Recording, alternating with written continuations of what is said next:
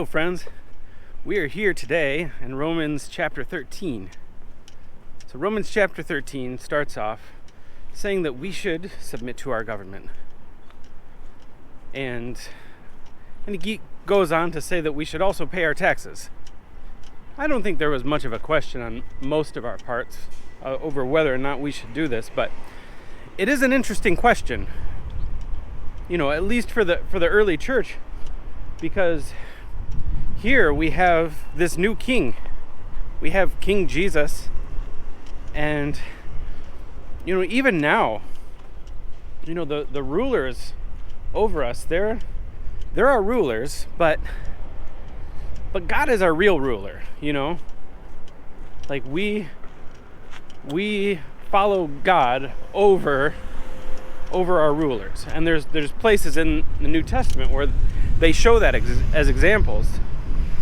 Where, in the book of Acts, for example, there's a part where they basically told him to stop preaching the gospel in the synagogue, in the temple.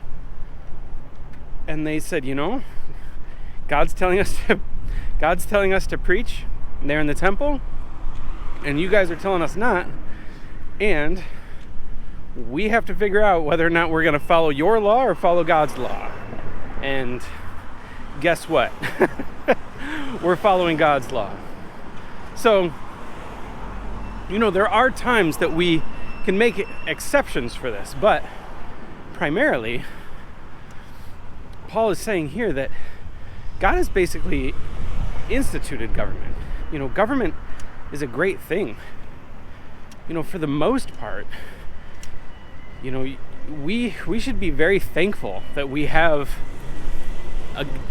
any government, much less, I live in the United States. I've always lived in the United States, and even though the government does a lot of things I disagree with, and I don't agree with the leaders, I have to agree that, I am safe every day. I don't worry about my next meal. I don't worry about being shot.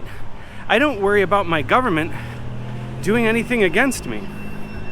And I know there's some in America that do think that. But for the most part, we live in a lawless world. And that's instituted by God. God gave us that, and it's good. And so he's saying, follow the government.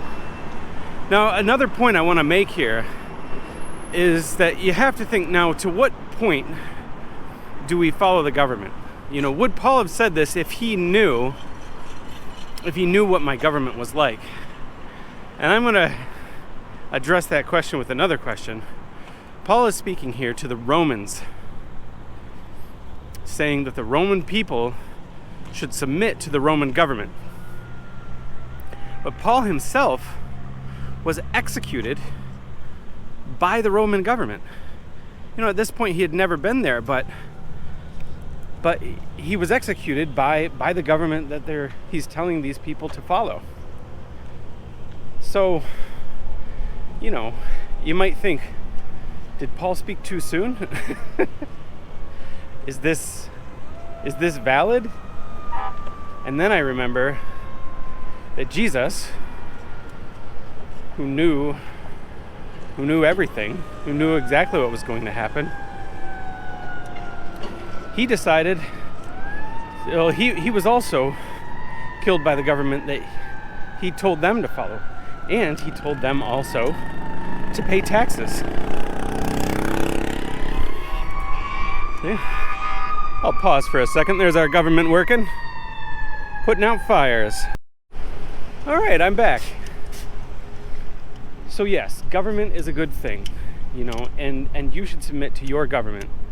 And another point that I want to make, Jesus submitted to his government and they killed him. And then Paul submitted to this Roman government and they killed him. And this seems wrong, And they both said, pay your taxes to this government.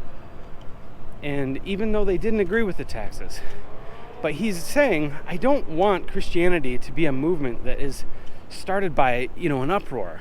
I don't want people to look at Christianity as a government that's or not a government, but a movement that's taking the world by force. That's not what God wants. And that's not what they did. And yet, a couple centuries after Paul is killed by the Roman government, it goes from that evil Roman Empire to the Holy Roman Empire. The empire that spread Christianity all over the world. So it works. It works to submit to your government, even if they're wrong.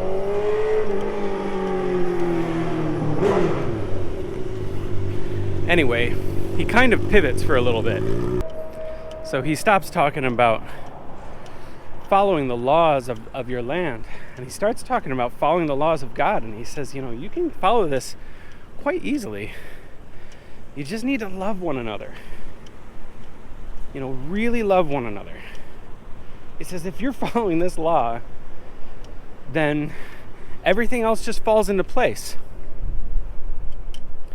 So he goes on and says all the things that we should do. And we shouldn't quarrel with people. If you have some sort of theological difference with someone, don't start with that. Don't just start arguing with people. If someone he takes the issue of eating meat, but today you might take an issue with maybe drinking alcohol or something. Some things that are, I might consider them fringe issues. Don't don't divide over these small things. In seminary, they would call these sacred cows. Things that you hold to be sacred, but are really very peripheral issues. And he says something at the end that I think is interesting, and that is that we should make no provisions for sin. What does it mean to make a provision for sin? I was listening to a podcast not too long ago. It was, a movie star who interviews other movie stars. Hold on. Hello. Hey, how are you? Doing pretty good. You? Yeah, I'm all right. Good. So, he was talking to this other movie star, and they were talking about morality, and this movie star is talking about how he loves the environment, and there's all these ethical things, and then the guy said, you say all that, but you eat meat, you're not a vegetarian, and you drive around in all these race cars and ATVs and big trucks. And he says, how do you reconcile that? And this movie star says, well, I've recognized that. And he said, what I do is I allow myself a certain amount of immorality.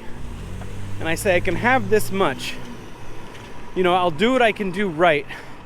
But I know that there's these things that I do that I like, and I'm just not going to stop. He's making provisions for sin. He's got his own morality. I wouldn't line up my morality with his, but even under his morality, he's not living up to it.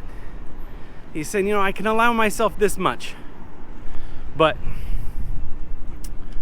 when it comes to us, it might be something, more simple. I know that when I was single and, before I was married, obviously I was living a celibate life, and I found that I would get lustful dreams if I drank Coca-Cola. Something about the caffeine would just, give me dreams that weren't making it easy to live a godly life. So I stopped drinking Coca-Cola. So I'm not making provisions for sin. I'm not going down a road that's going to tempt me towards sin. Anyway, that is Romans chapter 13. Have a great day.